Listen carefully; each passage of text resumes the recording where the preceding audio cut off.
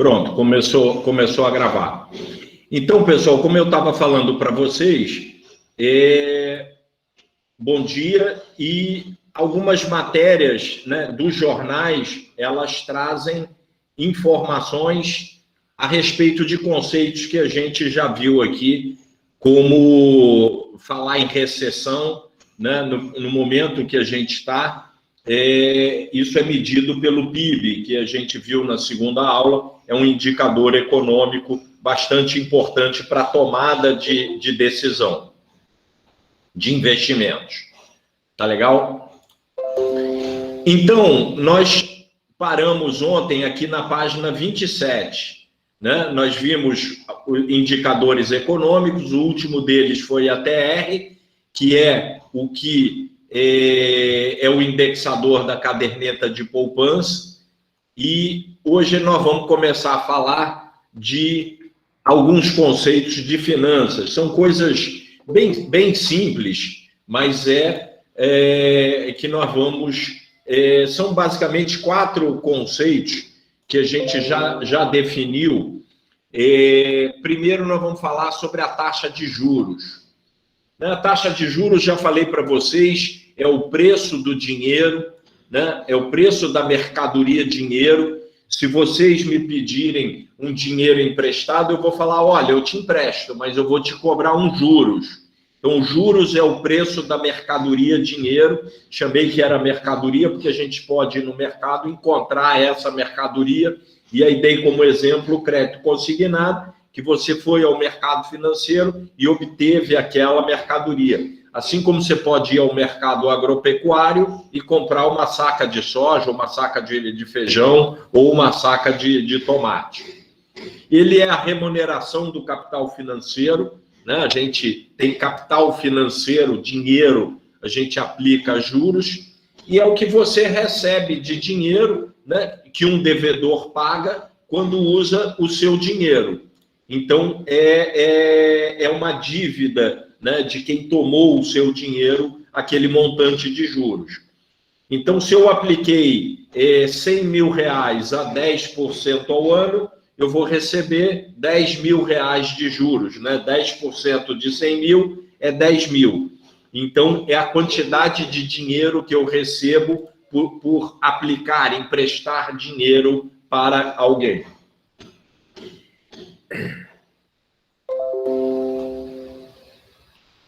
A taxa de juros, se eu perguntar para vocês, Ronaldo, eu fiz um crédito consignado. Aí eu vou perguntar assim, quanto é que o banco te cobrou? Aí você vai me falar, olha, foi 10% ao ano. Esse 10% ao ano é o que a gente chama de taxa nominal. Taxa nominal é isso, é a taxa que está ali no contrato, é a taxa que está expressa nos contratos, é a taxa aparente. Só que, vamos passar para o lado do investimento, que é o que nos interessa. Vocês já viram, né, já mostrei para vocês, vocês têm um bolo de dinheiro aí, que é o patrimônio do RPPS de vocês, que todo mês cresce, né, porque vem as contribuições, os 14% da contribuição de vocês, mais a alíquota da prefeitura e tal. Então, vocês têm um bolo de dinheiro que vocês aplicam. Lembra que ontem a gente definiu também de inflação. Inflação, o que é? A perda do poder de compra da minha moeda, né? Inflação é quando o preço das coisas sobem. E como a minha renda, o meu salário, o aluguel que eu recebo, a minha aposentadoria não sobe todo mês, se as coisas que eu compro todo mês sobem de preço, eu estou perdendo o poder de compra. Eu ganho, vamos supor, eu ganho 2 mil reais de salário e compro arroz e feijão, 10 quilos de um, 10 quilos de outro. Se o arroz e o feijão subirem de preço, e o meu salário não sobe, no outro mês eu não consigo comprar 10 quilos de arroz e 10 quilos de feijão. Concorda? Porque subiu o que eu compro, mas o meu salário não subiu. Então eu tive uma perda do poder de compra do meu dinheiro, da minha moeda, por conta da inflação. Quando você faz um investimento, isso também acontece. Você faz uma aplicação que rende, que tem uma rentabilidade, a gente já viu isso, né? Que o investidor aplica o dinheiro para receber uma rentabilidade, só que durante esse período em que a rentabilidade vai se verificar, também tem inflação. Então, uma parte da receita da aplicação, ela vai ser comida, ela vai ser reduzida pela inflação. Concorda? Se a inflação é a perda do poder de compra do meu dinheiro e a aplicação é o crescimento do dinheiro, no final do período, eu vou ter uma quantidade de dinheiro que é para repor essa perda que a inflação me trouxe. Então, por exemplo, você aplicou 100 mil reais a 10% ao ano. Então, você vai ter uma rentabilidade de 10 mil reais, de 10%. Mas se a inflação no ano for 5%, você não ganhou 10. Você ganhou 10, mas a inflação te comeu 5. Ela te reduziu o poder de compra em 5. Então, na realidade, você só ganhou 5. Acima da inflação. 5 foi para repor a perda que a inflação te impôs. O que você ganhou acima da inflação é o que a gente chama de ganho real. Sempre que você ouvir ganho real, é um ganho acima da inflação. Vocês já devem ter ouvido, né? Eu já vi que alguns de vocês são ligados a sindicatos. Quando os sindicatos brigam pela reposição das perdas salariais, né? Isso é um discurso comum e uma das estratégias e da função do sindicato. É para manter o poder de compra do salário. Né? A gente quer a reposição da inflação, a gente quer um ganho real, a gente quer uma reposição acima da inflação. Entendeu a lógica do porquê? Porque a inflação tira poder de compra. Então, quando a gente faz um investimento, a gente tem uma taxa de juros nominal e uma taxa de juro real. Eu faço uma aplicação, o meu dinheiro cresce, mas a inflação vai comendo um pouco desse poder que o meu dinheiro vai adquirindo, esse crescimento. O que sobra, além da inflação, depois do investimento, é o que a gente chama de ganho real, é o que eu ganho acima da inflação. E aí vem, como eu falei, o discurso do sindicato que quer um ganho real para o salário, ou seja, ele quer um reajuste acima do valor da inflação, para repor perda do poder de compra que, porventura, o salário não teve um reajuste em períodos anteriores. Tá legal esse conceito? Então, juro nominal é aquele juro que está no contrato, aquele que está aparente, e quando desse juro nominal eu tiro a inflação, eu tenho o que a gente chama de ganho real. É o que eu ganhei acima da inflação. É isso que me interessa. Então, se você chegar e falar assim, poxa, Ronaldo, eu fiz uma aplicação ótima, deu 5% de rentabilidade. Eu vou falar, poxa, mas a inflação no período foi 6%. Então, você não teve ganho nenhum, né? Porque você ganhou 5%, mas a inflação comeu 6% do poder de compra do seu dinheiro. Então, você teve um juro negativo, né? Talvez, recentemente, a gente teve isso, essa expressão. Poxa, como um juro negativo? Juro negativo é quando o juro é menor do que a inflação. É uma situação que a gente está vivendo hoje no Brasil. Hoje, a taxa de juros no Brasil, a Selic meta, que nós vimos ontem, está em 2%. Mas a inflação projetada, né, o Joãozinho está falando certo aqui, depois vou falar aqui da poupança. Mas a inflação projetada é 4%. Então, se eu aplicar num juro de 2 e a inflação for 4, eu vou ter um juro negativo, porque a minha aplicação vai ter uma rentabilidade menor do que a inflação. Tá legal? Então é isso, como o Joãozinho falou, a própria poupança, né? A poupança está com juro negativo, ela não está tendo um rendimento nem igual ao da inflação. Por isso também que caderneta de poupança não é um bom investimento para o RPPS, porque é uma rentabilidade muito pequena. E para vocês também, pessoas físicas, quem só tem aplicação em caderneta de poupança, vamos ver se depois do curso vocês se sensibilizam para fazerem outras aplicações que rendam mais do que a poupança, para vocês diversificarem os investimentos de vocês. Tá legal? Uma das metas é essa, minha, é provocar em vocês esse desejo pelo investimento. Ok, Neuza? Ei, Neuza? Neuza está com ar ali preocupado, estou vendo a carinha dela, tá preocupada, Neuza? Um pouco, né? Tem que pensar bem aí para não fazer nada errado. Exato. Mas é por isso que a gente está aqui, né? Para conhecer, é óbvio, né? Quando a gente não conhece, né? A gente não conhece uma estrada, é fácil você pegar o caminho errado. Então aqui está exatamente para isso.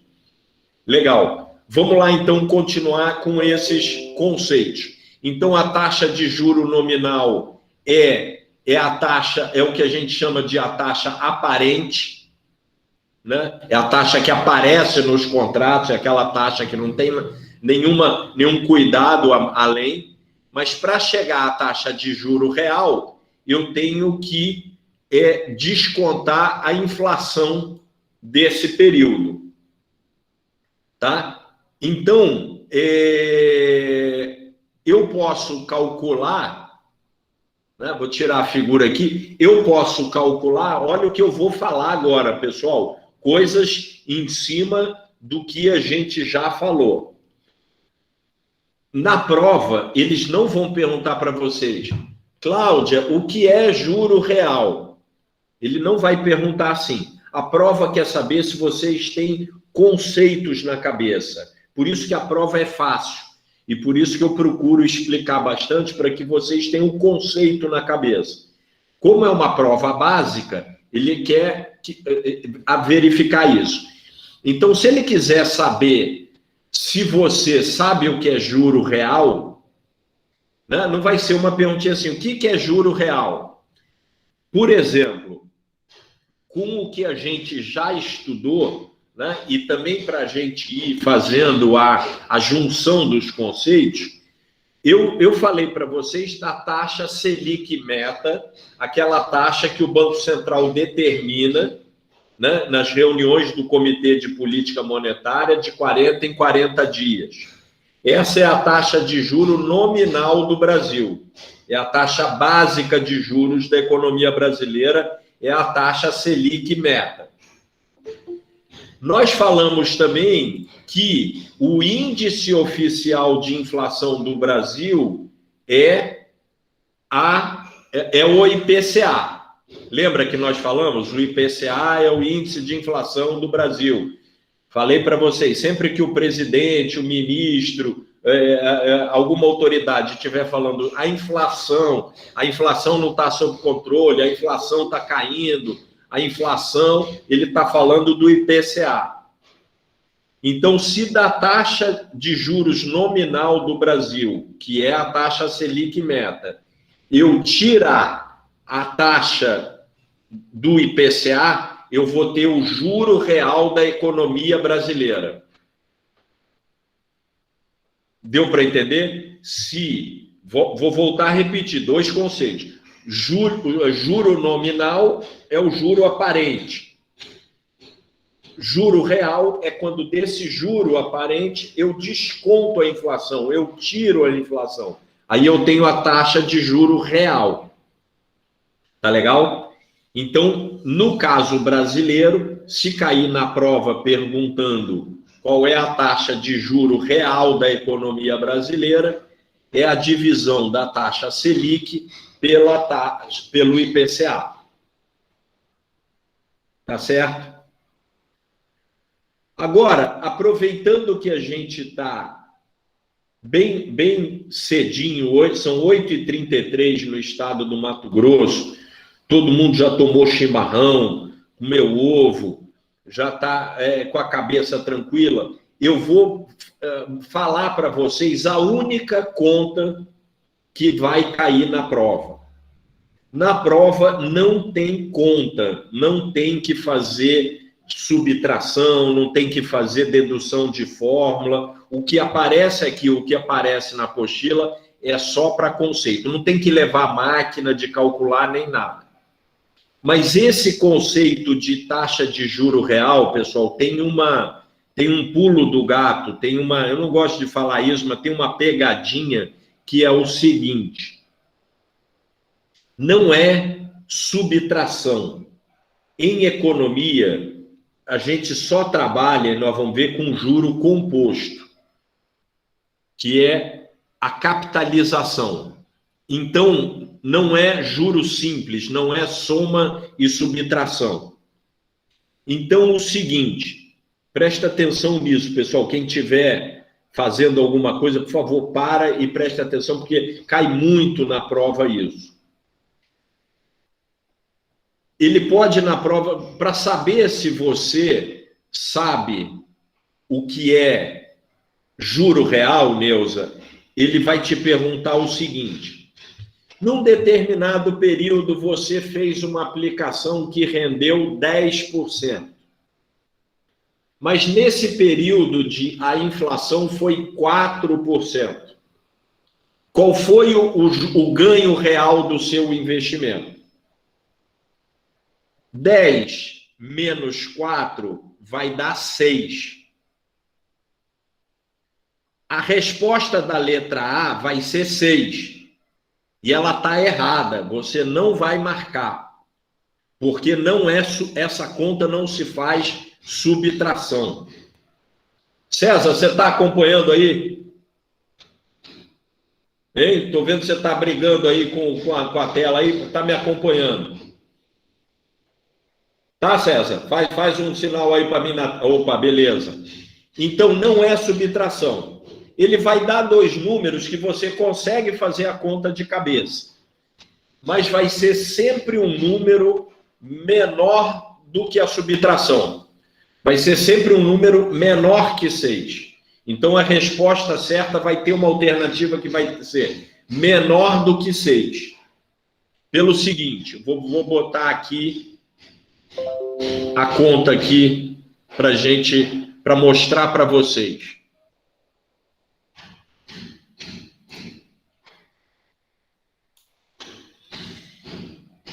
Eu disse que a rentabilidade foi 10% e que a inflação foi 4% no período. Né? 10 menos 4 igual a 6. Só que eu não posso fazer essa conta dessa maneira, porque eu tenho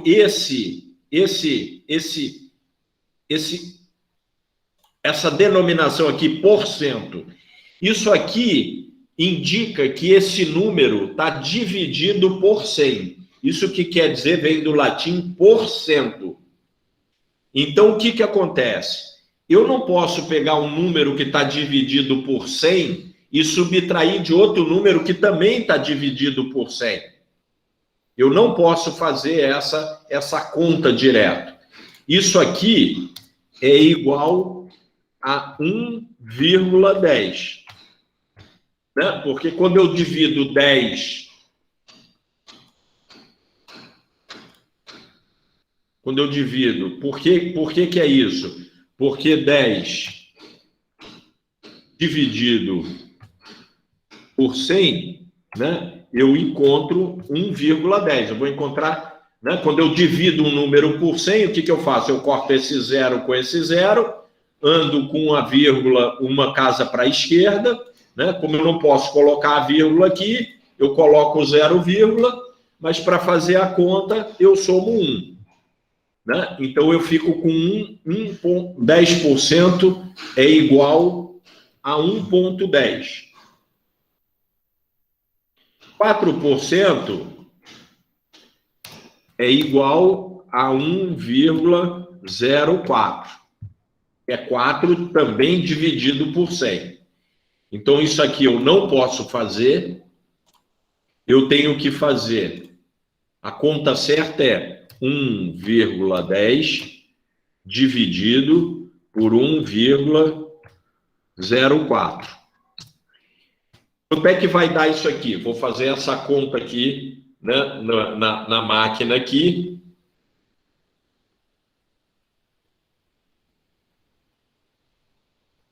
Um 1,10 dividido por 1,04 vai ser 1,05769230.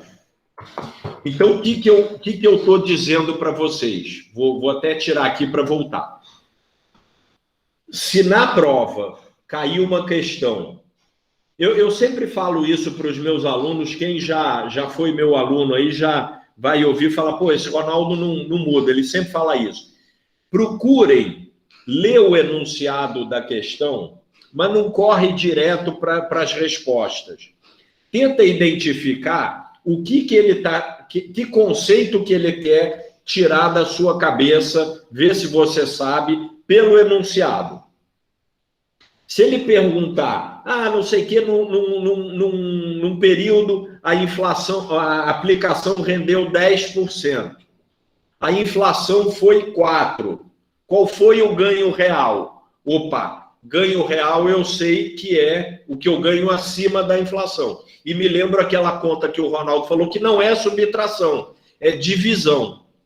Então, ele vai dar números, Neuza, que são fáceis de você fazer na cabeça. 10% de rentabilidade, inflação 4%. Eu aprendi que da taxa nominal de 10, eu tenho que tirar a inflação, que é 4. 10 menos 4, 6. Mas o Ronaldo falou que não era subtração, era divisão. E quando a gente divide esses números, dá um número sempre menor do que a subtração, que é isso aqui. Né? Quando eu faço 10 menos 6, eu acho 4. Desculpe, 10 menos 4, eu acho 6. Então, a resposta vai ser sempre um número menor que 6. E aí eu mostrei para vocês que fazendo a conta certa, né, que é 1,10 dividido por 1,4, eu vou achar um número sempre menor do que 6. Né? Eu vou achar 5,7 aqui no caso. Porque eu vou também, né, subtrair 1, multiplicar por 100, eu vou achar 5,7. Então, a resposta dessa questão vai ser sempre um número. Se ele der aqui 12, né, e a inflação foi 5, né, então 12 menos 5 vai ser 7. Na hora que eu fizer a conta, essa é a conta errada, mas a conta errada é para me dizer que vai ser um número sempre menor do que o que der na conta errada. Né? Se eu fizer essa conta aqui, 1,12 dividido por 1,05, eu vou achar 1,068 alguma coisa. Eu vou achar sempre um número menor do que a subtração. Tá legal? Essa é a única conta que pode cair na prova. Como eu disse, não precisa levar máquina, não precisa fazer conta no celular, mas essa conta do juro real é importante vocês terem ela na cabeça. Tá legal? E aí, ele pode complicar um pouco mais e perguntar, como eu disse, qual é a taxa de juro real da economia brasileira.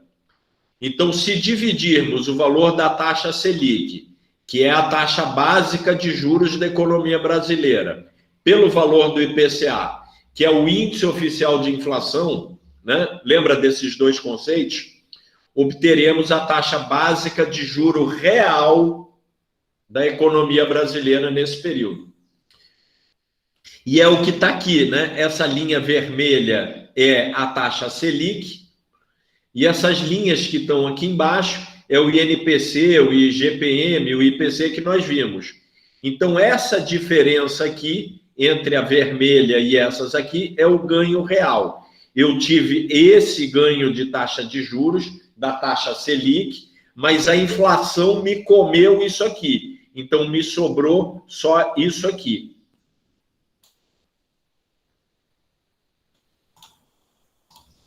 Tá legal? Então, a diferença da taxa nominal até a inflação é o meu ganho real. Tá? Importante esse conceito. Ok? Posso seguir? Alguém quer comentar alguma coisa? Então, vamos seguir. Aqui eu botei uma figura aqui em alguns anos, né?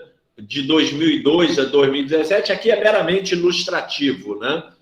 A barra vermelha é a taxa nominal e a barra cinza aqui é o real, né? Então, em 2003, a taxa de juros estava em 23 e a inflação foi 12. Em 2014, a taxa de juros estava em 11, a inflação foi 4. Em 2017, a taxa de juros estava em 11 e a inflação foi 6,4. Né? Então, o que sobra aqui em cima é o ganho real, né? E sempre com divisão. Tá certo? Vamos agora falar de capitalização simples e capitalização composta. Talvez alguns de vocês tenham feito concurso público recentemente, ou são professores, vocês já ouviram falar em PA e PG, né? Progressão aritmética, progressão geométrica. Então, a capitalização simples é juro simples e juro composto. O juro composto também é conhecido como juros sobre juros, né? Quando eu corrijo um capital com uma taxa de juros, no juro simples, vamos supor que seja um juro de 10% ao mês. No juro simples, eu sempre vou aplicar, no primeiro mês eu vou aplicar sobre os 100 mil, vamos supor que eu estou pedindo emprestado. Vai me dar 10. No segundo mês, eu também aplico sobre os 100 mil. No terceiro mês, sobre os 100 mil. No quarto mês, sobre os 100 mil. Então, no juro simples, eu sempre vou aplicar a taxa de juros sobre o capital inicial.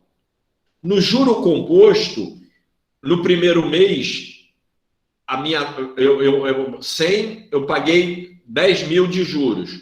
No segundo mês, eu vou incidir o juro sobre 110 mil, depois sobre 120 mil, sobre 130 mil. Que é assim que é feita a capitalização, o ganho das aplicações de vocês, né? Vocês tiveram uma aplicação em janeiro que rendeu um determinado juros, uma determinada rentabilidade. Agora o dinheiro de vocês em fevereiro vai ter uma rentabilidade em cima do ganho já acumulado em janeiro. Então é uma capitalização composta. Então isso que é juro simples e juro composto. O juro simples incide sempre sobre o principal e o juro composto incide sobre o principal corrigido pelo valor do mês anterior. Né? Eu vou empilhando os juros, então ele tem um resultado final muito maior na capitalização composta do que na capitalização simples. Por isso que tudo no mercado financeiro é com juro composto. Aqui a gente tem um exemplo, né, de um valor de R$100 com uma taxa de 10% ao ano. Então, no primeiro ano, né, no juro simples vira 110, 120, 130, 140, 150. É 10 que eu ganho por ano.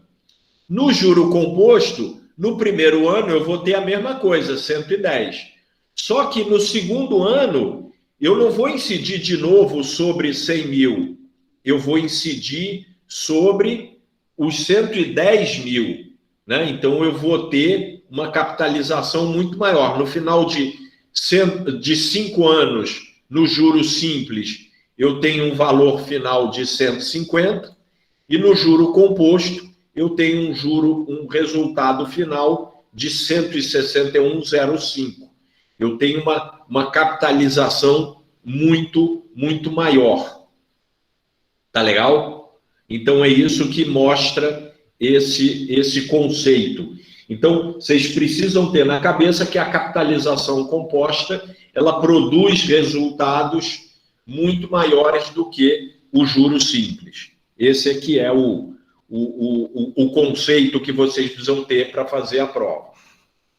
E para terminar isso, a gente tem o que a gente chama de taxas equivalentes e taxas de juros proporcionais. A taxa de juro proporcional é sempre utilizando o juro simples. Está até em negrito na apostila. Então, duas taxas são proporcionais.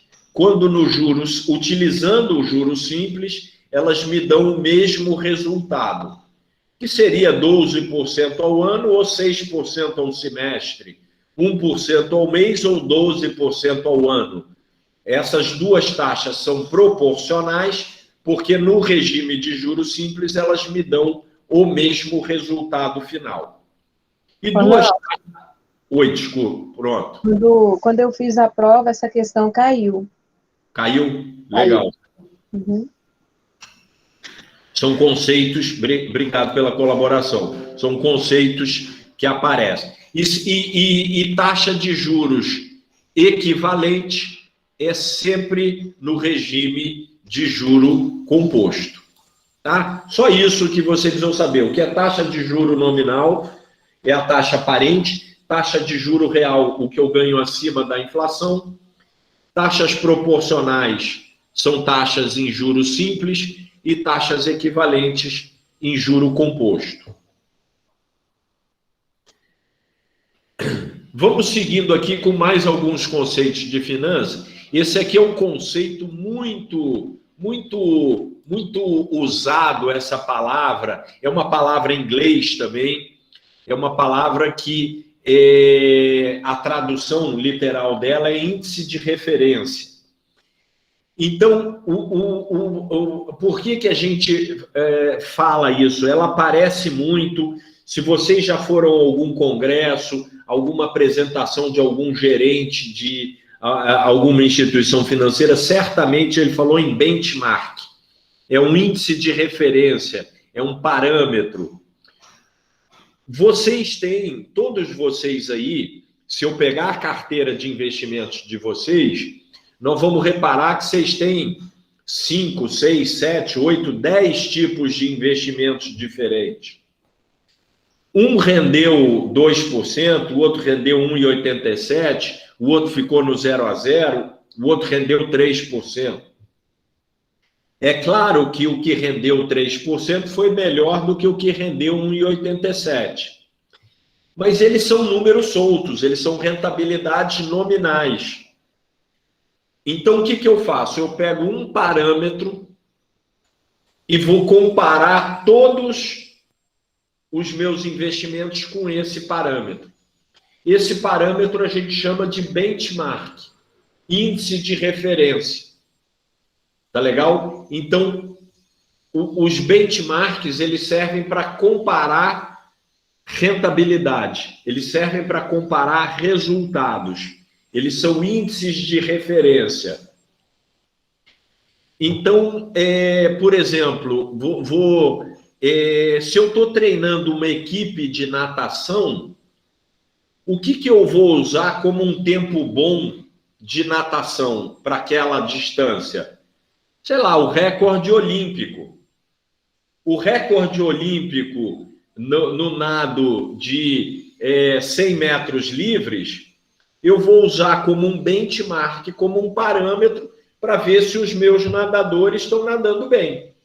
Se eles estão nadando abaixo do índice olímpico, se eles estão nadando igual ou se eles estão nadando acima do índice olímpico. Deu para entender? Então, são parâmetros que você usa para definir uma quantidade diferente de rentabilidade. Como eu disse, vocês têm vários investimentos.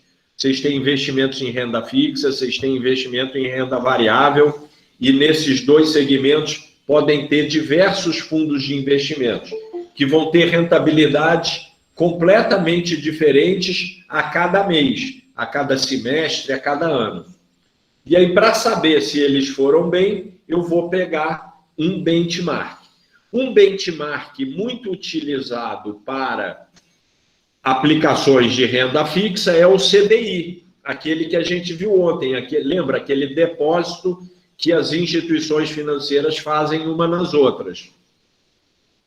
Então, aquele é um bom benchmark para ver que aplicações renderam acima do CDI, igual ao CDI ou abaixo do CDI. O índice da Bolsa de Valores, o Ibovespa, é um bom benchmark para eu medir as minhas aplicações no segmento de renda variável. Eu tenho que pegar também benchmarks adequados para cada tipo de investimento. Tá legal? Então, isso que são benchmarks, são índices de referência, são parâmetros para eu medir as rentabilidades, se elas estão satisfatórias ou não. Vocês ainda têm um benchmark próprio, que é a própria meta atuarial. Lembra, a meta atuarial é aquele índice de rentabilidade, aquele desconto que o atuário faz nos compromissos previdenciários que vocês têm. Hoje, a meta atuarial de vocês está em torno de IPCA mais 5,80, 5,50, mais ou menos. Então, vamos voltar aqui.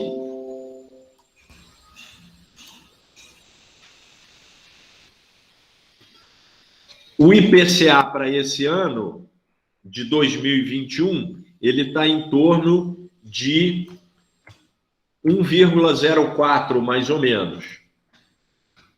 E vocês têm um juro atuarial de mais ou menos 5,5.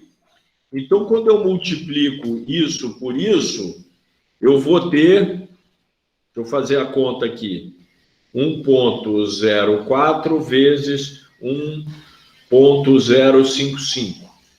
Eu vou achar 1,0972. Diminuir aqui um pouco.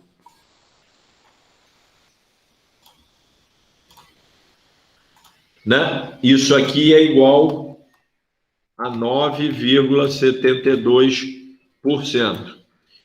Vocês têm que fazer investimentos esse ano que o conjunto da carteira de vocês renda aproximadamente 9,72% ao ano.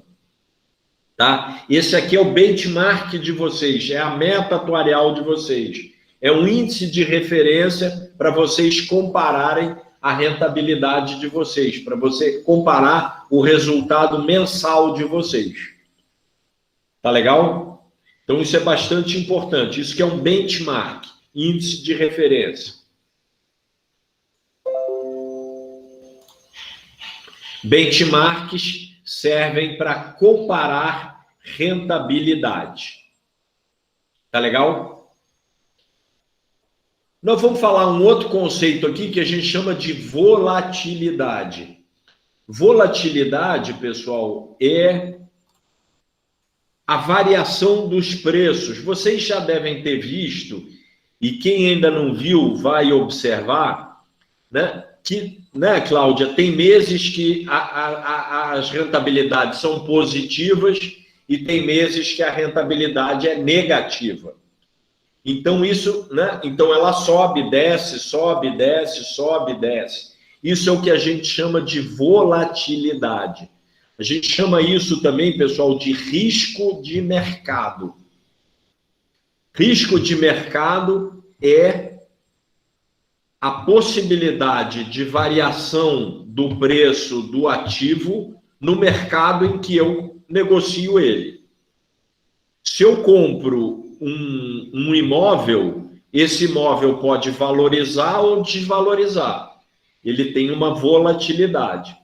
Se eu compro uma ação, o preço dessa ação pode subir ou pode cair. Isso é uma volatilidade. Se eu compro um título público, esse título, o preço desse título pode subir ou cair. Então, isso é volatilidade, é risco de mercado. É a possibilidade de variação de preço de um ativo no mercado em que ele é negociado. Então, a gente tem ativos que são mais voláteis e ativos que são menos voláteis. Ativos que oscilam mais de preço e ativos que oscilam menos de preço. Essa é uma das razões que vocês têm um pouco de receio de comprar e de aplicar em fundos de ações. Porque as volatilidades no mercado acionário, elas são mais acentuadas, né? Então, sobe muito, cai muito, e isso às vezes assusta vocês. Mas isso não é perda, isso é risco de mercado. São oscilações dos preços dos ativos nos mercados em que eles são negociados. E olha que legal. Ontem a gente não teve no mercado de ações um preço das ações da Petrobras? Teve. Anteontem a gente também não teve? Teve. Semana passada, mês passado, em maio de 2020, em fevereiro de 2017. Então, eu hoje, olhando para o passado, eu consigo ver qual foi a volatilidade dos preços da Petrobras. Se você vai comprar um fundo de investimentos hoje, do Banco do Brasil, do Itaú, da XP Investimento, da gente, seja lá de quem for, o valor da cota desse fundo também é diária. Então, eu também tenho uma volatilidade histórica das cotas daquele fundo de investimentos. A gente consegue ver o risco de mercado histórico de qualquer ativo, olhando para o passado. Não é uma garantia de que ele vai se comportar igual no futuro, mas é uma pista, é uma maneira da gente ter uma expectativa, uma suspeita de como os preços podem se comportar no futuro. Se um ativo foi muito volátil no passado, pode ser, é mais provável que ele seja mais volátil no futuro. Tá legal? Então, isso é bastante importante. A volatilidade histórica, ela nos traz algumas informações com relação ao risco de mercado dos ativos. Tá? Esse que é o conceito de volatilidade. A gente tem também um outro conceito, que é o conceito de prazo médio. E esse aqui eu sempre gosto de explicar, que está muito próprio agora, que é uma coisa que acontece aí no município de vocês. Geralmente, agora em fevereiro, a prefeitura começa o quê? A mandar o carnê do IPTU. Né? Tem lá aquele carnê que a prefeitura cobra o imposto predial territorial urbano. Não tem o IPTU aí na cidade de vocês? Geralmente, o IPTU, ele também tem um desconto para quem paga à vista. Você pode pagar em 3 vezes, 4 vezes, 5 vezes, às vezes até em 10 vezes. Nem todo mundo paga à vista, nem todo mundo paga em 10 vezes. Né? Então, as pessoas, os devedores pagam em prazos diferenciados.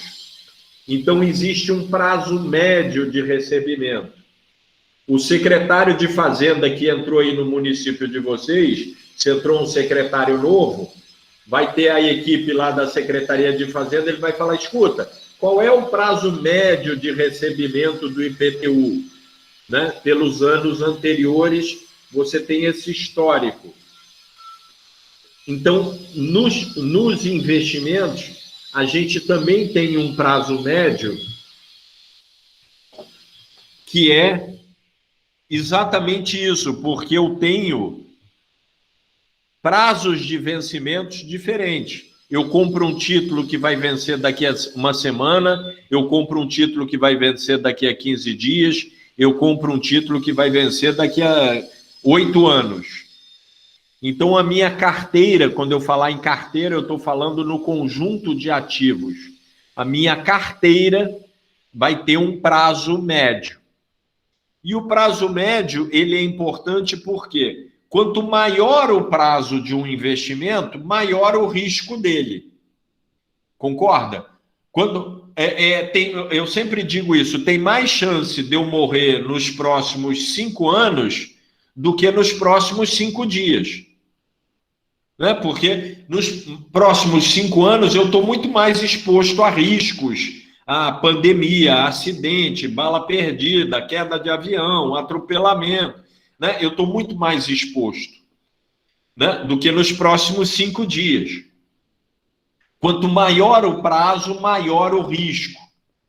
Então, quanto menor o prazo médio ou maior o prazo médio de uma carteira, ela vai estar mais exposta ou menos exposta a risco. Então, isso é que é importante a gente saber, e principalmente para os gestores dos fundos de investimentos. Quando a gente falar de fundos de investimentos, a gente vai ver que os gestores podem comprar diferentes ativos. Então, se os ativos são mais longos, é um fundo que corre mais risco.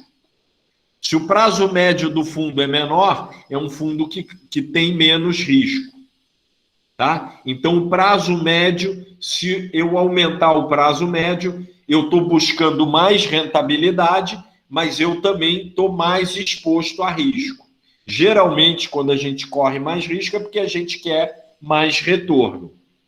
Tá legal? Então, aí, já aproveito para dizer para vocês, né, vocês gestores de RPPS não podem ter medo, falar, não, eu não vou correr risco, eu sou conservador. Não pode fazer isso. O risco a gente tem que gerenciar, a gente tem que conhecer para enfrentar ele, né? Não ficar, não, isso tem risco, eu não vou fazer. Viver tem risco, sair na rua tem risco. Né? Eu posso estar andando na calçada e subir um carro e me atropelar em cima da calçada. Então, o que acontece? Mas eu não vou sair de casa, vou ficar só preso dentro de casa porque eu posso ser atropelado na rua? Não. Eu vou tomar cuidado, eu vou gerenciar, vou olhar, né? Não ficar muito perto da calçada. Posso tomar alguns cuidados, mas não vou deixar de andar na rua.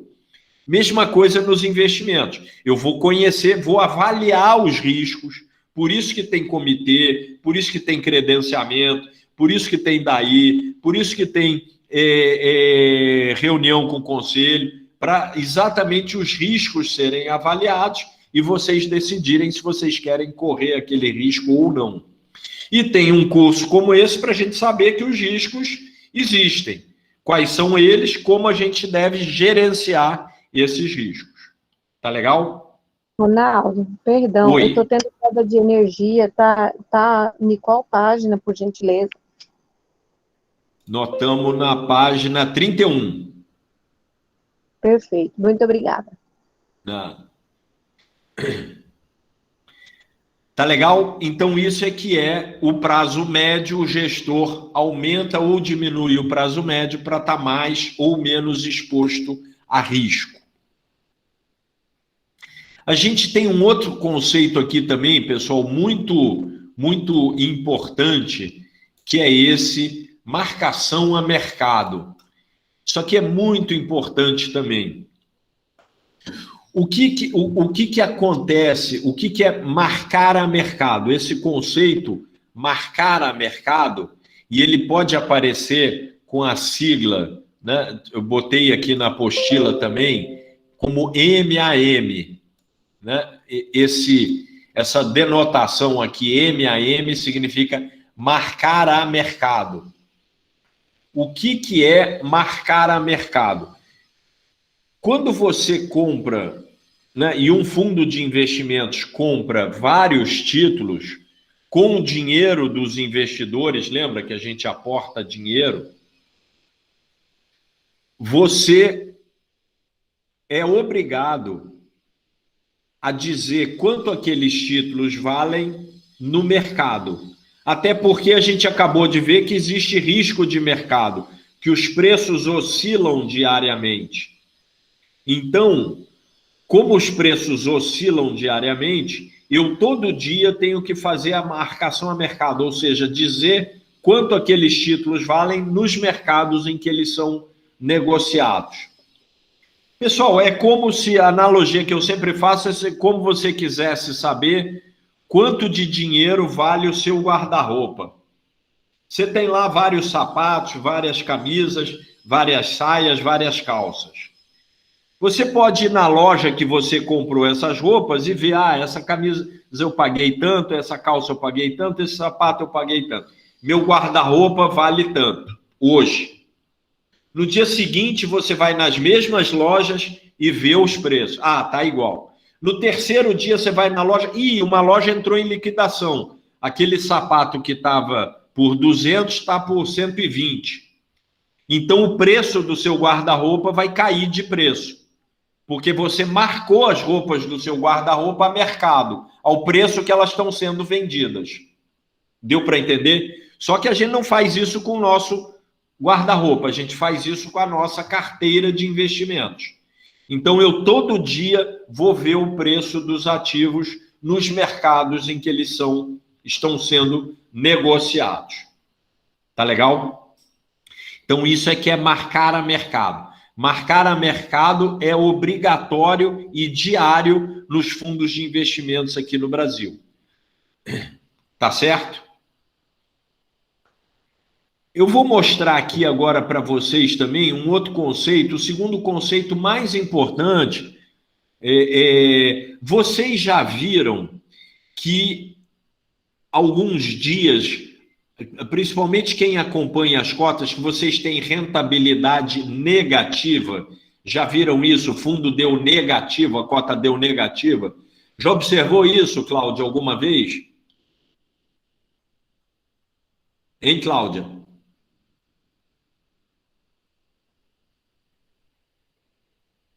Dona Lindalva, já viu isso, não viu, dona Lindalva? Sim. Inclusive, alguns dos nossos investimentos esse mês de janeiro apresentou negativo. Eu não somei ainda para ver a quantidade, mas já apresentou negativo. Isso. Lucimar já deve ter visto isso também, né, Lucimar? Que às vezes dá cota negativa. Por que dá cota negativa? Às vezes vocês ficam pensando, mas o negócio chama renda fixa, por que dá cota negativa? Ele dá cota negativa, pessoal, por conta da taxa de juros, pela flutuação da taxa de juros. Vou tentar explicar isso aqui para vocês da seguinte maneira.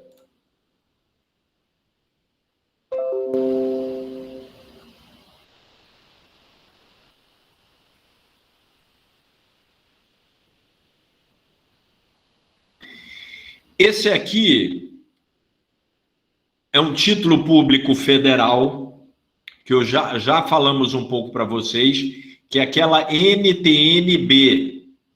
Lembra que ela tem como indexador, como uma parte da sua rentabilidade, a variação da inflação. Então, eu expliquei para vocês que esse título, ele me repõe a inflação, me dá a inflação, definir com vocês que é a perda do poder de compra da moeda, e a inflação come o poder de compra do meu dinheiro, e esse título me devolve essa perda que a inflação me dá. Ele anula o efeito negativo da inflação, me dando um percentual, o percentual da inflação. E mais uma taxa de juros. Essa taxa de juros está aqui, está nessa coluna. Está nessa coluna aqui, deixa eu ver, não consigo selecionar só ela. Mas está aqui, taxa de juros. Isso aqui foi ontem. Foram as negociações ontem. Aonde aconteceu isso aqui? No Selic. Lembra? O Sistema Especial de Liquidação e Custódia, aquele Facebook onde são negociados, aquele sistema eletrônico, eu comparei com o Facebook, onde são negociados os títulos públicos. Nós temos o título mais longo, lembra que eu falei também, quando o Tesouro quer dinheiro, ele emite um título, vende para os investidores e capta dinheiro para fazer o gasto público. O título mais longo da economia brasileira é esse aqui, é essa NTN-B aqui, que vai vencer em 2055. Está aqui ela, ó.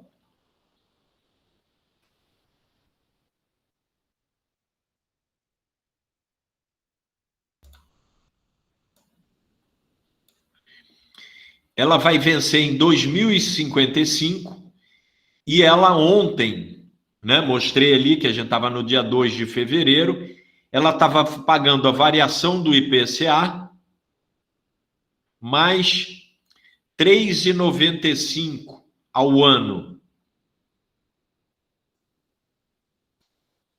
E ontem eu comprava cada NTN-B por R$ 4.794,01. Esse era o preço dela negociada ontem no mercado, lá no Selic.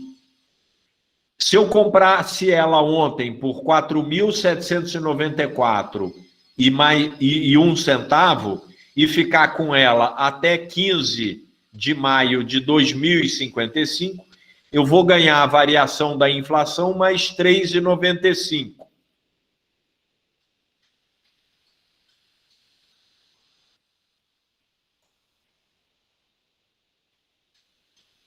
Esse 3,95 é uma taxa de juros que eu ganho acima da inflação. Como é mesmo o nome da taxa de juros que eu ganho acima da inflação? Quem consegue me responder? Um conceito que a gente acabou de ver. É a taxa de juro. O ganho acima da inflação, lucro real. Obrigado, Joãozinho.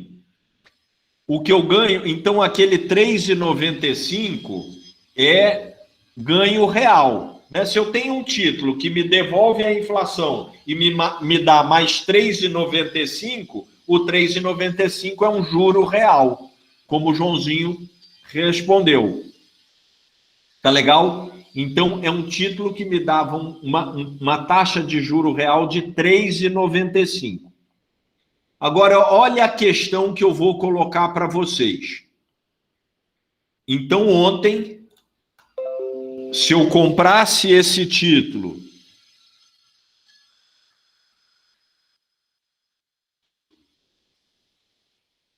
por R$ 4.794,01, eu ia ter um juro real de 3,95.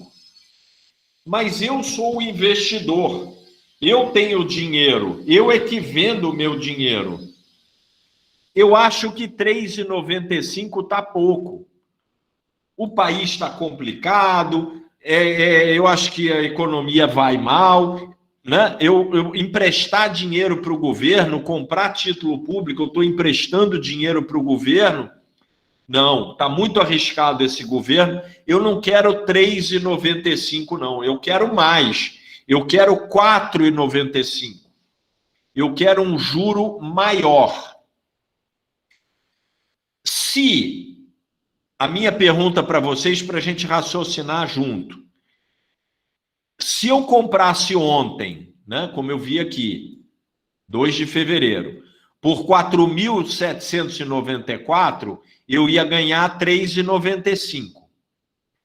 Para ganhar 4,95, ganhar mais juros, eu preciso comprar esse título por um preço maior ou menor do que 4.794?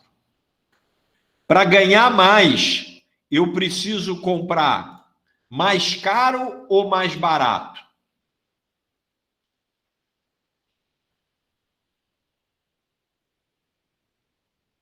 Não falem todos ao mesmo tempo, senão Eu não consigo entender. Mais barato. Mais barato. Mais barato, muito bem. Né? Então, o que acontece, pessoal? Quando a taxa... Olha aqui o que eu falei.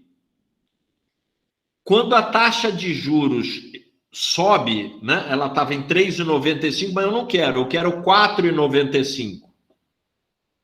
O preço tem que cair. Então, a taxa de juros e o preço dos ativos, eles são inversamente proporcionais. Aquele juro de 3,95 é o juro de mercado. E quem manda é o mercado. Ninguém manda no mercado. Né? Você não chega na feira e fala, o tomate está muito caro aí, eu só vou pagar R$2 o quilo, não vou pagar 5.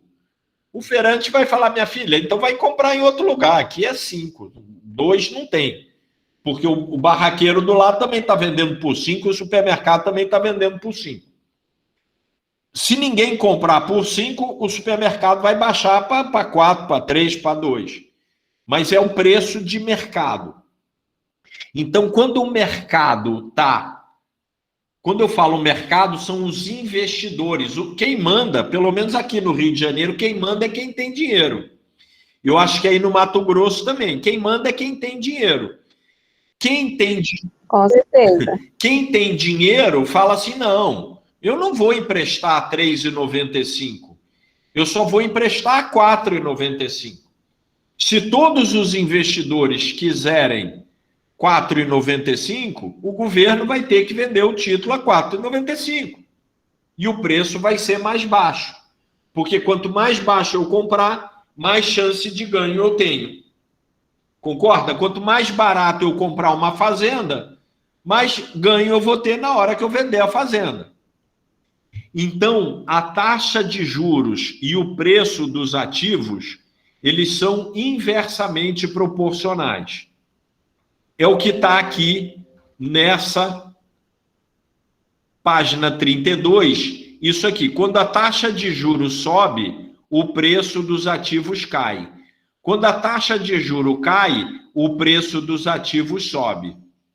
E a marcação a mercado pega essas variações. Então, por que tem cota negativa no fundo de investimentos de renda fixa aí do seu RPPS? Porque o mercado quis mais juros, o preço dos ativos caiu, e pela obrigatoriedade da marcação a mercado de escrever os ativos pelo preço que eles são negociados, pelo preço mais baixo, a cota tem uma desvalorização. Então, por isso que tem dias que tem cota positiva e tem dias que tem cota negativa. Tá legal? Então, isso é super importante. É impossível na prova não cair uma questão em que eles vão fazer a relação entre taxa de juros e preço dos ativos. E sempre que ele for falar isso, você fala, opa, ele quer saber se eu sei as setinhas. Que quando a taxa de juros sobe, o preço dos ativos cai. Quando a taxa de juros cai, o preço dos ativos sobe. Isso é uma realidade que acontece e cai na prova, tá? Então, isso é bastante importante vocês terem na cabeça. Então, por exemplo, se hoje, sei lá, derem uma outra facada no presidente, se o Paulo Guedes pedir demissão, enfim, se a gente tiver alguma perturbação, alguma percepção de maior risco, a taxa de juro vai subir, o preço dos ativos vai cair e nós vamos ter rentabilidade negativa. Tá legal? Quer ver? Deixa eu ver aqui. Uma informação aqui importante.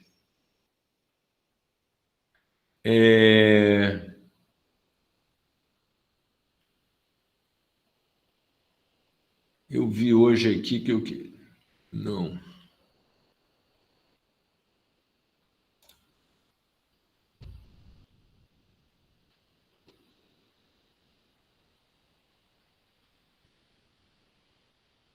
Bom, depois eu procuro. Eu achei que eu tinha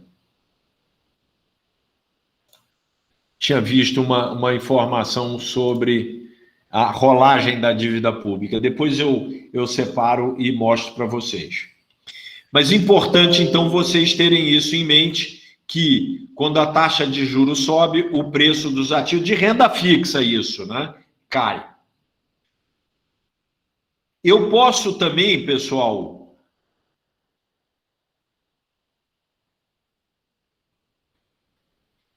fazer a escrituração, a valorização, a precificação dos meus ativos de duas maneiras. Marcar a mercado significa dizer quantos ativos valem no mercado. Mas esse exemplo que eu dei aqui também, da taxa de juros, né? Esse valor aqui de juros é uma taxa ao ano. No ano, a gente tem 252 dias úteis. Isso é uma informação importante também. Todos os cálculos no mercado financeiro, a gente usa 252 dias, não 360, 365. Porque o mercado só tem dias úteis. E o ano se convencionou que são 252 dias úteis que tem no ano. Então, quando eu falo que a taxa é 3,95 ao ano, ou seja, em 252 dias ela vai me dar uma rentabilidade de 3,95. Neuza, você concorda que cada dia ela vai me dar um pouquinho? Ela vai me dar 252 avos de 3,95. Se eu vou ter 3,95 em 252 dias, eu vou ter um pouquinho a cada dia. Tá legal? Vai ser, né, como se eu tivesse empilhando 0,00, no final de 252, 0,00 alguma coisa, vai me dar 3,95.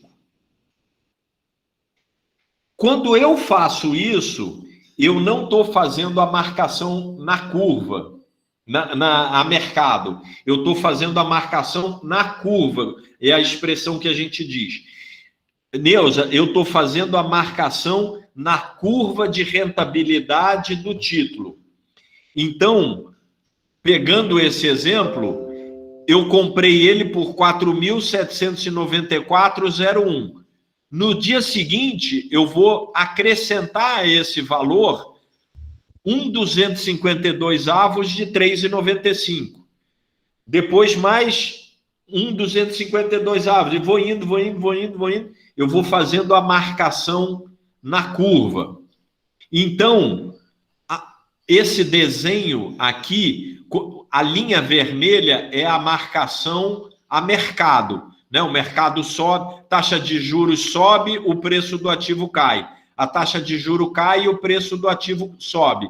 Então, ele anda dessa maneira. E a marcação na curva, como eu, ao longo da vida do papel, a partir do preço que eu comprei ele, eu vou colocando todo dia um percentual igual, eu tenho uma reta. Né? Então, esse quadro me mostra a marcação na curva e a marcação a mercado. Né? Elas são diferentes. O fundo de investimentos tem que fazer sempre a marcação a mercado. A marcação na curva, vocês só podem fazer se vocês comprarem o título público diretamente. Se vocês comprarem os títulos emitidos pelo governo, e é permitido para os RPPS fazerem isso. Tá? Então, essa é a diferença de marcar mercado e marcar na curva.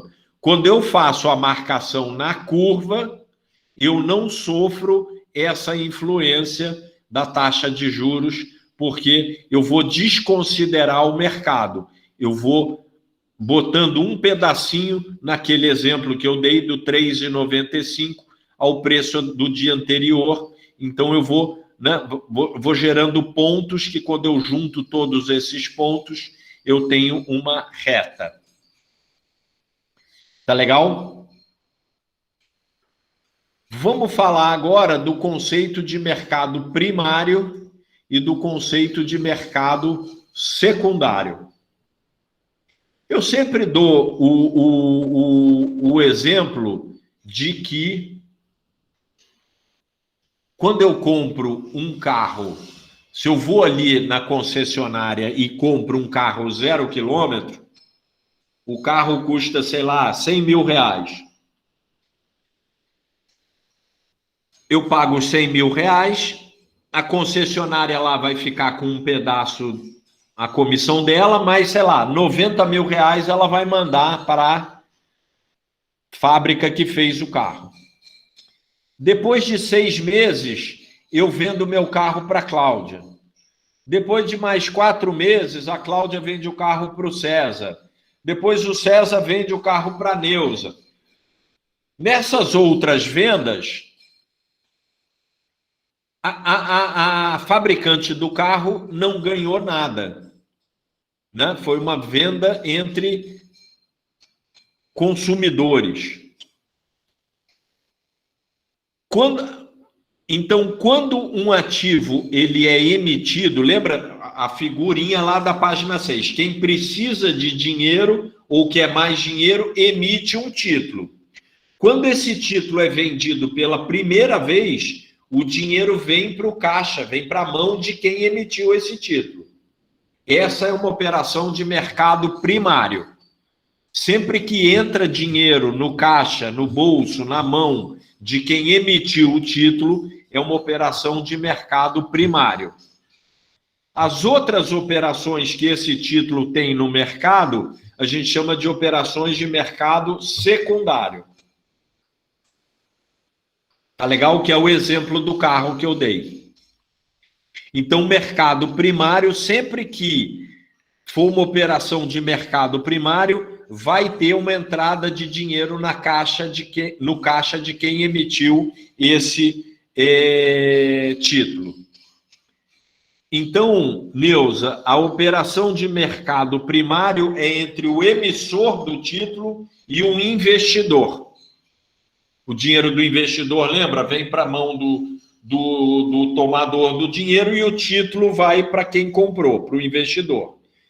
E operações de mercado secundário é entre investidores. O investidor A vende para o investidor B, o B para o C, o D para o E e assim sucessivamente. Tá legal?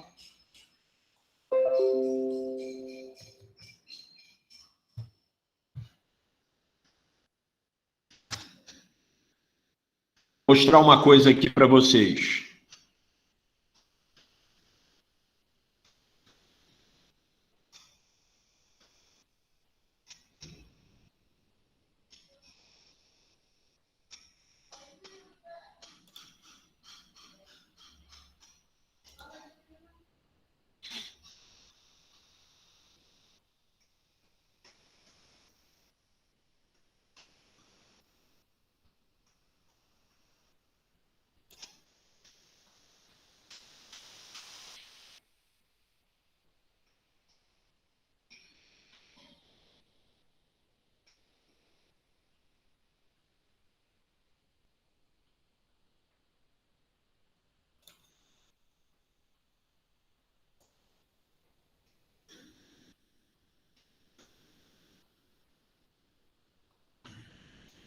Olha, tá observando pegar esse preço aqui, olha.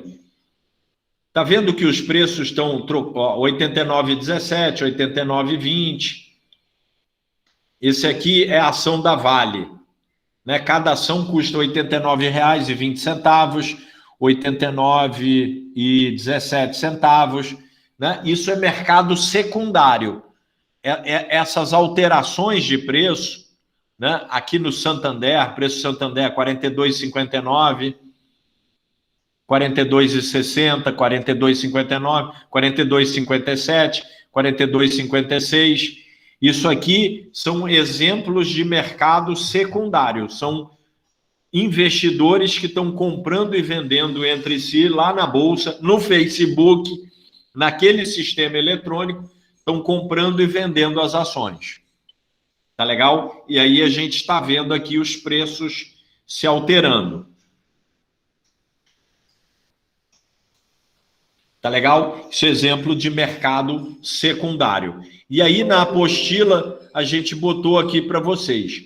É apenas no mercado primário que o emissor do título capta recursos financeiros para os seus investimentos. Que eu mostrei agora. Os negócios que ocorrem diariamente na B3 são um exemplo de mercado secundário. O mercado primário, o emissor do ativo vende para um investidor. Mercado secundário, um investidor negocia com outro investidor. Mercado primário, por exemplo, a empresa com o investidor. Mercado secundário, investidor com investidor. Tá legal? Tá entendido esse conceito? Então, por exemplo, na prova vai cair uma questão para eles, ele não vai perguntar, Cláudia, o que é mercado primário? O que ele vai colocar assim, você leu hoje no jornal que o Tesouro Nacional faria uma venda primária de títulos públicos. Diante dessa informação, podemos afirmar que o caixa do Tesouro vai cair, o caixa do Tesouro vai ficar igual ou o caixa do Tesouro vai aumentar? Qual é a resposta certa? O caixa do Tesouro vai aumentar, porque como é uma venda primária, e como a gente colocou aqui para vocês, que no mercado primário é quando o emissor do título capta dinheiro, recebe dinheiro, então, obviamente, o caixa do Tesouro vai aumentar se é uma venda primária de títulos. Tá legal? Uma empresa vai fazer uma emissão primária de debêntures. Vai entrar dinheiro no caixa dessa empresa. Tá legal? Beleza. Com isso, a gente termina o módulo 2 aí da apostila. Tem aí alguns exercícios de fixação. E nós vamos para o módulo 3. Nesse módulo 3, nós vamos falar dos principais fatores de análise de investimentos. Quando você vai comprar uma casa, por exemplo, um terreno, um imóvel, você faz uma análise de investimentos. Você vê, por exemplo, se aquela região que você vai comprar o imóvel é uma região que tende a se valorizar, se está chegando ali luz elétrica, supermercado, escola. Se é uma casa, se é do lado que bate sol da manhã, se é do lado que bate sol da tarde. Se do lado tem uma escola, é muito barulhento, pouco barulhento. Você faz uma análise para ver se aquele investimento que você vai fazer é viável, é bom. Né? Você vai fazer essa análise antes de investir. Nos investimentos no mercado financeiro, a gente também deve fazer análises antes do investimento. E nós vamos, a princípio, olhar para 3 coisas. Nós vamos olhar para risco, para liquidez e para rentabilidade. Esses 3 elementos é que são importantes de vocês fazerem a análise antes de fazerem o investimento. Esse é que são 3 aspectos para serem analisados pelos membros do comitê de investimentos. Né? Se é um comitê de investimentos, o comitê de investimentos deve olhar, analisar o investimento antes dele ser feito. Né? Porque se você não analisou se o terreno era bom ou não, aí chega na época da chuva, o terreno fica cheio d'água. Pô, você não fez uma análise legal. Né? Pô, enche d'água. Caramba, vou ter que construir uma palafita. Eu queria construir um campo de futebol, não vou poder, vou ter que fazer uma casa suspensa, porque Na época da chuva aqui no Mato Grosso, o terreno é baixo, eu não percebi isso, que a rua tinha um rebaixo, meu terreno é nessa parte mais baixa, a água corre para ali e o terreno fica cheio d'água. Então, você não analisou direito, você provavelmente comprou caro uma coisa que não é boa. Então, mesma coisa, o comitê de investimentos tem que fazer suas análises previamente ao investimento. Óbvio, né, que a gente quer o ativo que seja mais rentável, que tenha menor risco, né, e a maior liquidez. Seria essa área amarela aqui, né, aquela em que essas três coisas estão em boa medida, em boa quantidade. Mas nem sempre é assim, nem sempre a gente encontra dessa maneira. Por isso que é importante, né, a gente estar sempre fazendo essa gestão de risco. E é isso que nós vamos conversar agora. A primeira coisa que a gente olha, né, é a rentabilidade. É o que a gente está mais acostumado, é o que a gente mais olha. Quanto é que rendeu? Quanto é que foi o ano passado? Como é que está rendendo bem? Aqui eu faço uma ressalva também, pessoal. O que rendeu bem em 2020 não é garantia que ele vai ser rentável também em 2021, em 2022, em 2023. Por isso que é obrigatório estar escrito lá. A rentabilidade observada no passado não é garantia de rentabilidade futura, né? É uma indicação, é uma pista, mas não é uma regra. Tá legal? Então, cuidado em analisar só a renda. O fundo rendeu muito bem o ano passado. Sim, mas o ano passado teve pandemia, teve um monte de coisa que talvez não tenham esse ano e talvez a rentabilidade não se repita. A gente também tem a rentabilidade absoluta ou a rentabilidade nominal, que é aquela que a gente observa, é aquele 10% no exemplo que eu dei, e eu tenho a rentabilidade.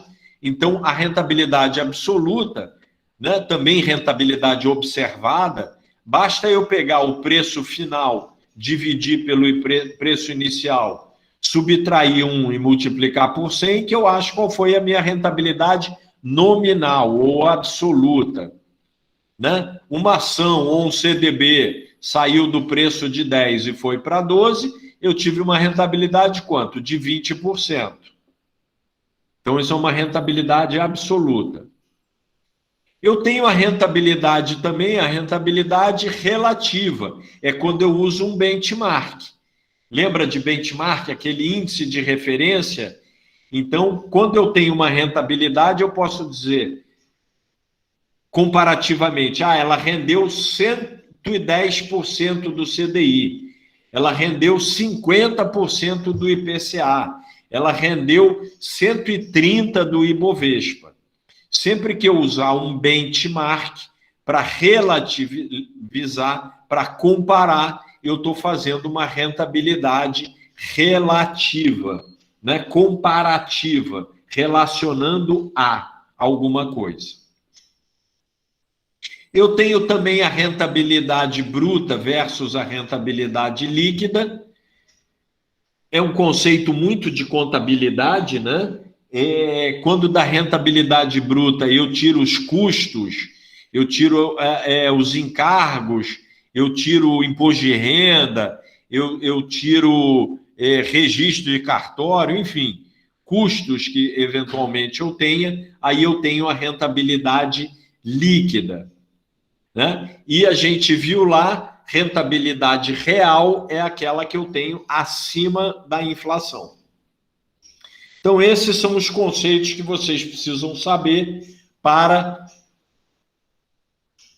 sobre a rentabilidade. O segundo aspecto de análise de investimento é o de liquidez.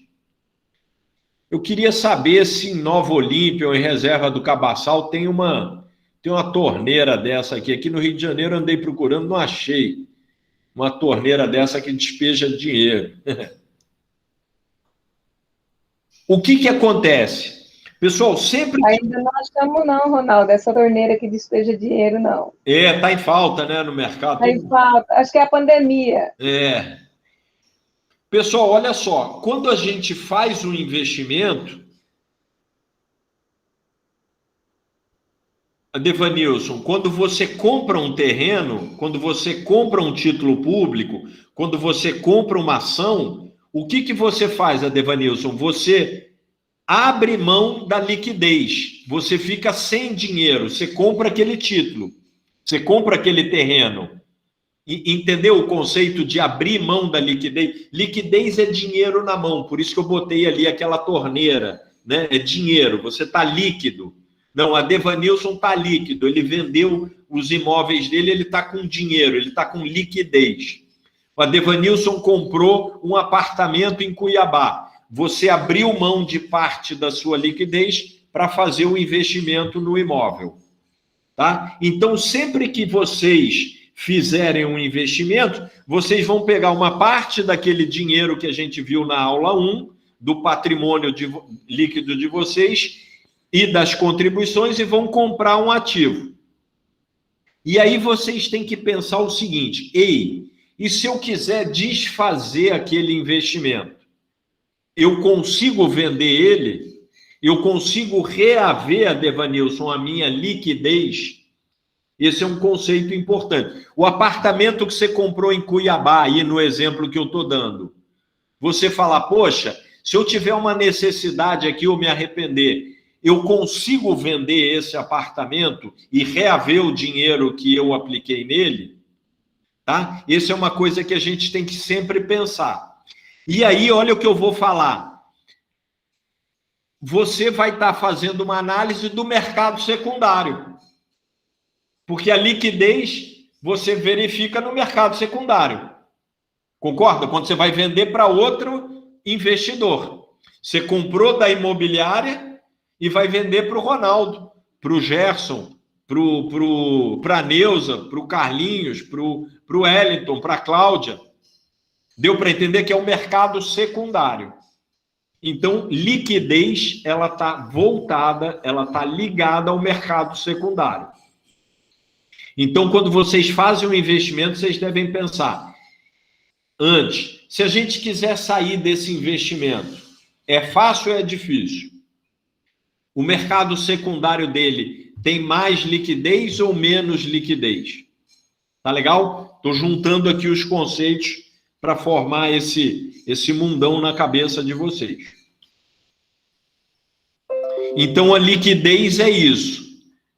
Entende-se por liquidez de um investimento como a capacidade de transformá-lo em recursos financeiros disponíveis, novamente, a qualquer tempo, no seu respectivo mercado, por um preço justo.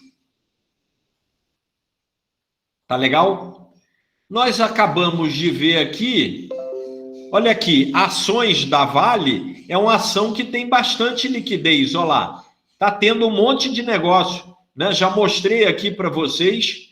Olha lá, 89,20, 89, muda,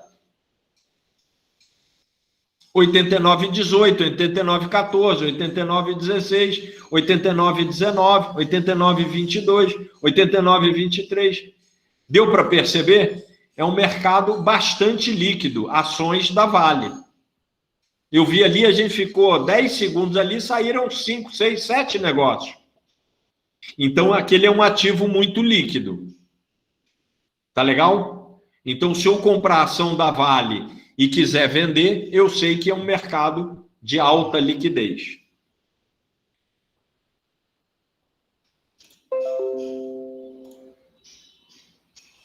A gente vai ver que tem alguns exemplos, né, de investimentos com alta liquidez, sempre as ações, esse CDB-DI com liquidez diária, é aquele título emitido por banco indexado àquela taxa interbancária, os fundos abertos também. Exemplo de ativos com baixa liquidez, os imóveis, nós vamos ver fundo com carência e fundos fechados. Tá legal? Os imóveis são sempre citados como um ativo de baixa liquidez, Adevanilson, porque você não vende um imóvel de uma hora para outra, né? Não é você bota para vender um apartamento, pode ser um apartamento maravilhoso e tudo, mas demora um tempo para vender. Então, é um ativo de baixa liquidez. E aí mostrei ali ações da Vale que em 10 segundos sai 10 negócios. Então, são ativos de alta liquidez e ativos de menor liquidez. Não é que um é melhor do que o outro, é que pela categoria um tem mais liquidez do que o outro. Existem ações que têm uma baixa negociação no dia a dia. Então, ela tem ações com mais liquidez e ações com menos liquidez. Ações mais negociadas no mercado secundário e ações com menos negócios no mercado secundário. Tá legal?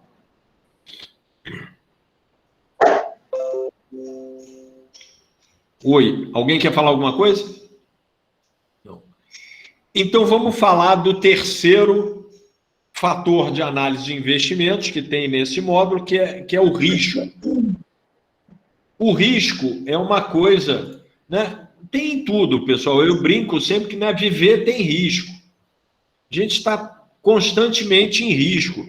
Ainda mais agora que tem uma pandemia aí atropelando a gente, tem risco de pandemia. Antes a gente só falava, pandemia, pandemia, pandemia. Agora a gente vê que existe. Tomara que não, mas pode surgir uma outra pandemia. E ninguém sabe de onde que essa surgiu direito. Foi lá na China e tal, mas ainda ninguém disse, não, foi aqui que começou, é por causa disso que, sei lá, choveu, o morcego viajou, mordeu o cachorro, comeram o cachorro. Ainda não descobrimos isso. Então, isso é um risco. Pode acontecer de novo. Ainda bem, né? Gente, imagina, a gente está aqui, né? Mas inimaginável, né? Estou vendo alguns de vocês estão de máscara, né? Estão falando para a gente não se abraçar, não se aglomerar, comércio está fechado, quer dizer, é uma loucura. Imagina se fosse um vírus que desse cegueira, né? Que a gente perdesse a visão, ele atacasse o nervo óptico. Podia acontecer, não podia? Eu não sei se vocês, até abrindo um parênteses, tem um livro e tem um filme também do José Saramago que chama Ensaio da Cegueira. É exatamente isso. Ele é filmado em São Paulo e é um vírus que dá e as pessoas começam a ficar cegas. Em vez de ficar, né, com problema no pulmão e ficar entubado no hospital, fica cego.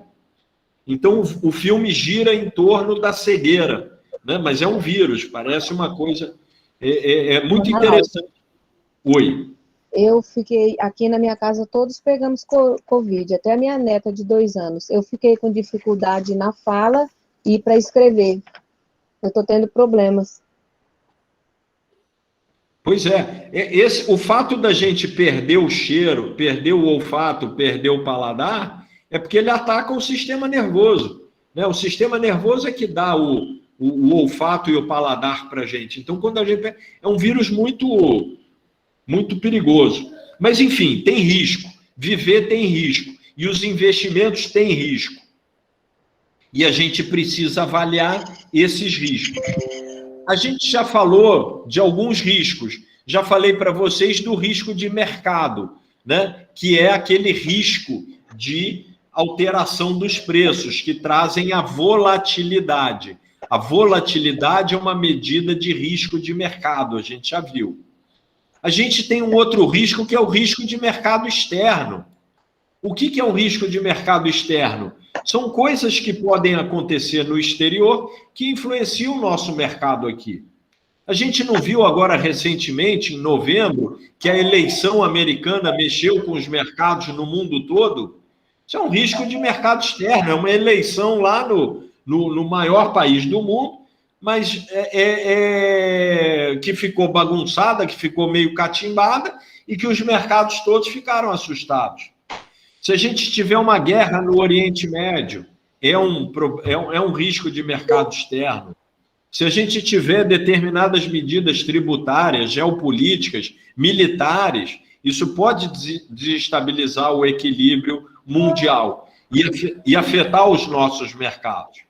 Tá? Então, é importante vocês saberem que teve crise da Grécia, Lembra que a Grécia andou tendo problema, teve influência no nosso mercado aqui. Então, existe o risco de mercado externo, é isso. Coisas que podem acontecer no exterior, de nível tributário, militar, geopolítico, político, de abastecimento, que podem gerar problemas nos mercados do nosso país. Tá legal? Você vê que não é fácil gerir recurso, né? Você está lá fazendo tudo direitinho, aí tem um problema no mercado externo que influencia nos mercados aqui. Né? Então, falou em risco de mercado, falou em volatilidade, que a gente já falou, que são aquelas oscilações de preço. A gente falou de risco, vai falar agora de risco de crédito também. Risco de crédito, pessoal, olha, eu já falei isso para vocês, que eu ia falar 34 vezes sobre aquele quadro da página 6. Quem tem dinheiro ou quem precisa de dinheiro emite um título de renda fixa e vende para quem tem dinheiro. Então, se alguém que precisava de dinheiro está com o meu dinheiro, eu tenho o risco de tomar um calote. Dessa pessoa não me devolver o dinheiro na data e prazo e no volume aprazado. Não é? Não tem, a gente chama de risco de crédito. Toda operação, todo investimento de renda fixa, você está emprestando dinheiro para alguém. E se você está emprestando dinheiro para alguém, seja para o governo, seja para um servidor público, seja para um banco, seja para uma empresa, você está correndo o risco desse dinheiro não voltar no prazo definido. Chama risco de crédito.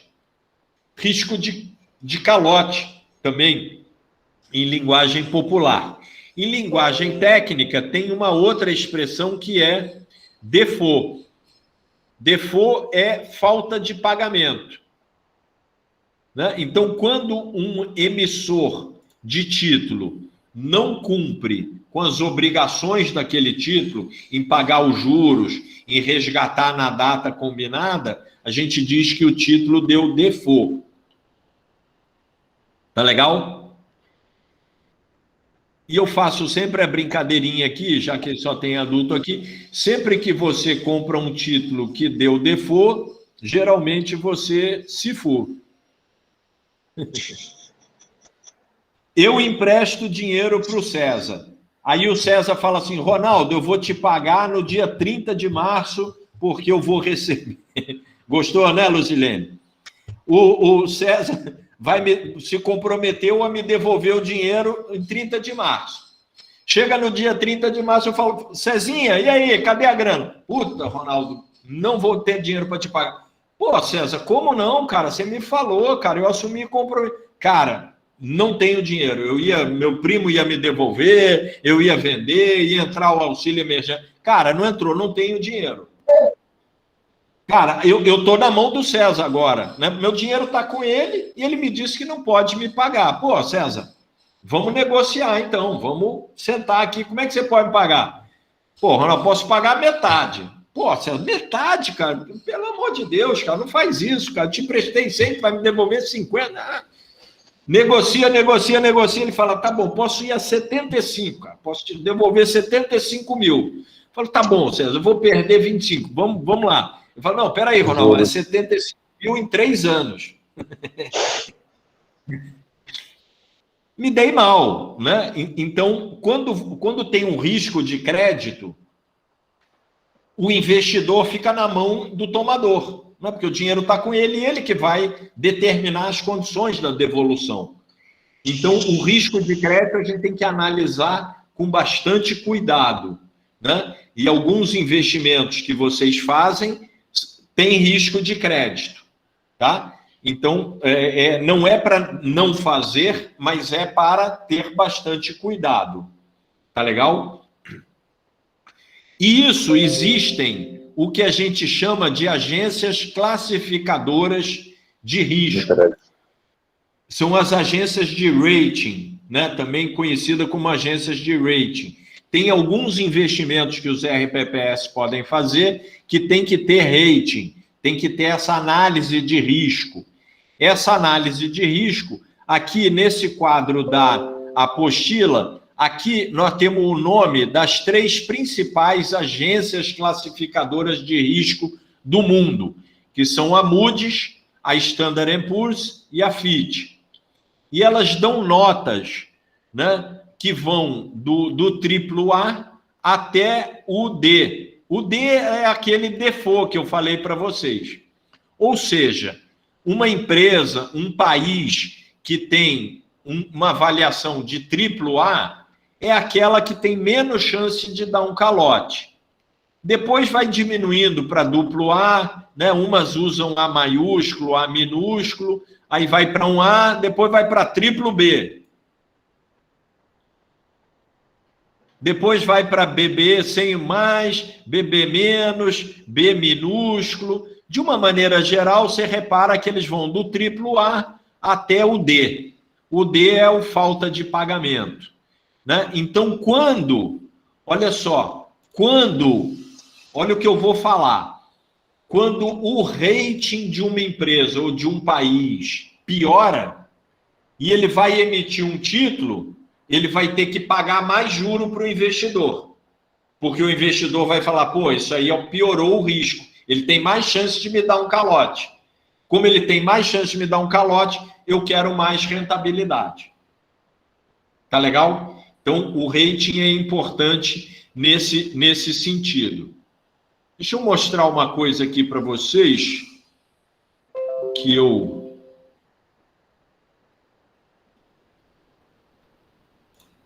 separei aqui.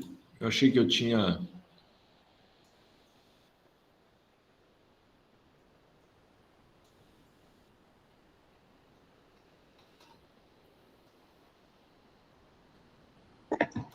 Vocês já ouviram falar em risco Brasil, né? O risco do Brasil, porque a gente tem investidores estrangeiros que aplicam aqui no Brasil, né? Então, aqui estão aquelas 3 empresas e elas classificam o Brasil como duplo B. Tá vendo? Essas empresas, esses países que são do triplo B para cima, são chamados de grau de investimento. Então, vocês já devem ter ouvido falar, poxa, o Brasil perdeu o grau de investimentos. É que a gente saiu desse grupo dos menos arriscados e passamos para o grupo dos mais arriscados, que chama grau especulativo. Então, o Brasil precisa melhorar suas contas públicas, precisa melhorar vários aspectos para que essas agências nos deem uma nota melhor para que a gente volte a ser grau de investimento. Tá legal? Então, isso aqui é uma informação que é bacana e que acontece no mundo, né, corporativo aí. Bom, já estou avançando na hora aqui.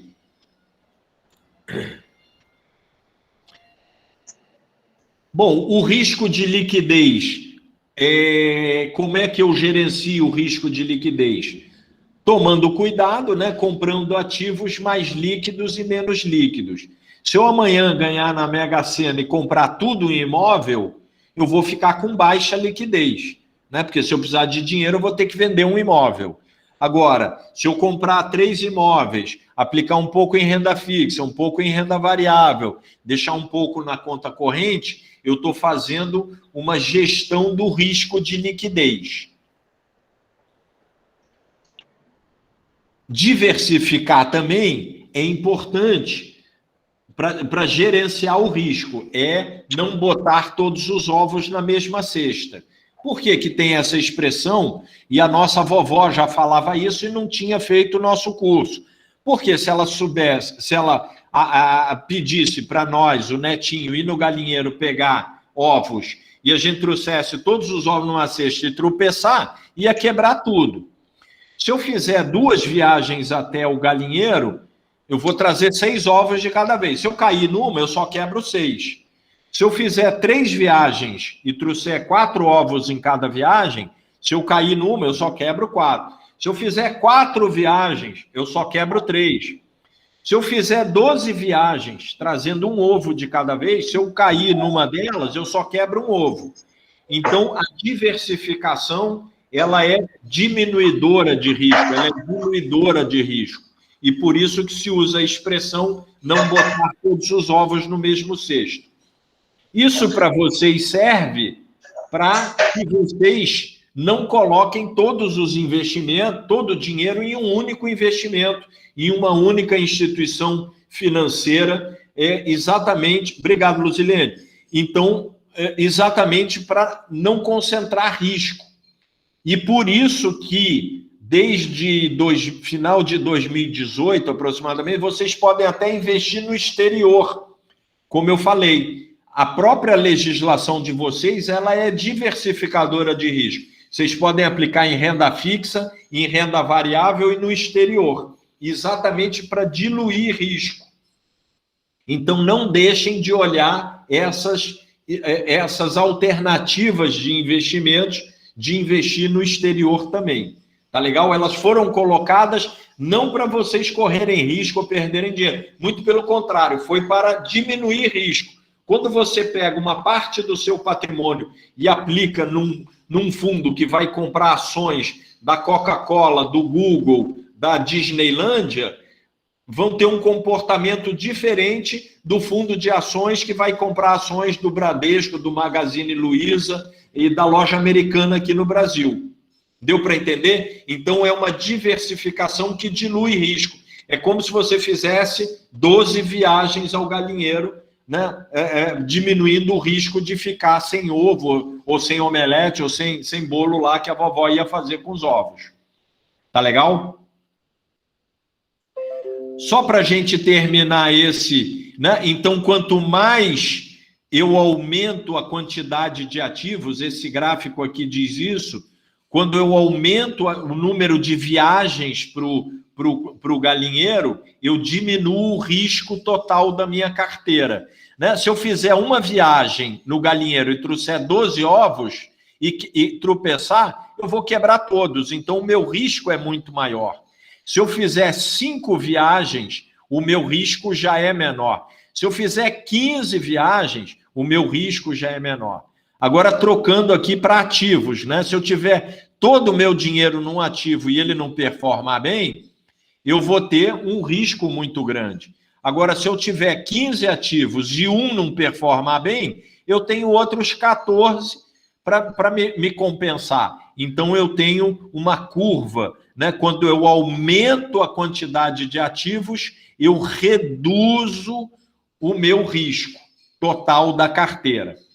Mas essa linha aqui nunca chega a zero. Não quer dizer que se eu tiver 100, 200, 300 ativos, o meu risco vai ser zero. Meu risco nunca vai ser zero. Não existe risco zero em investimentos. Porque tem uma parte do risco, e é isso que a gente vai dizer aqui agora para finalizar, o risco total, ele tem duas partes. Ele tem o que a gente chama de risco sistemático, ou risco conjuntural, ou risco não diversificável. É exatamente isso, é a pandemia. É um risco que atingiu todo o sistema, todo o mundo. A eleição nos Estados Unidos sacudiu com os mercados no mundo todo. Como é que você se previne de uma pandemia?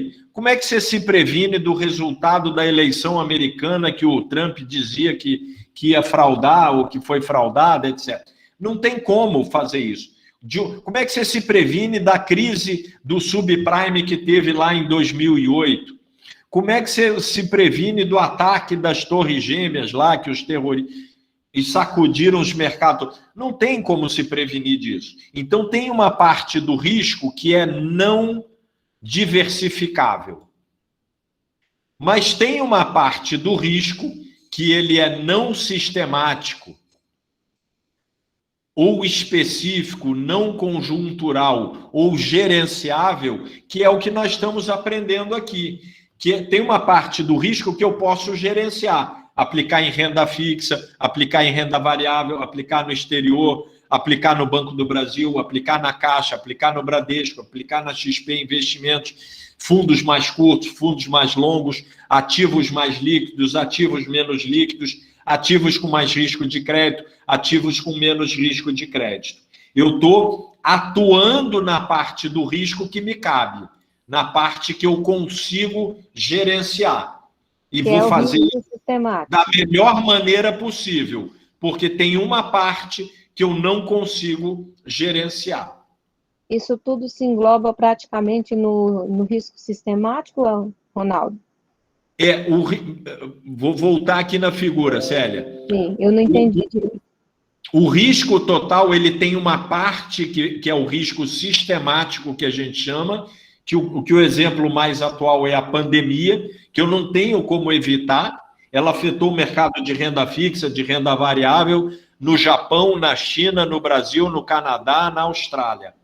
Eu não tenho como me prevenir disso. Agora, então, o risco sistemático, Célia, é um pedaço do risco total.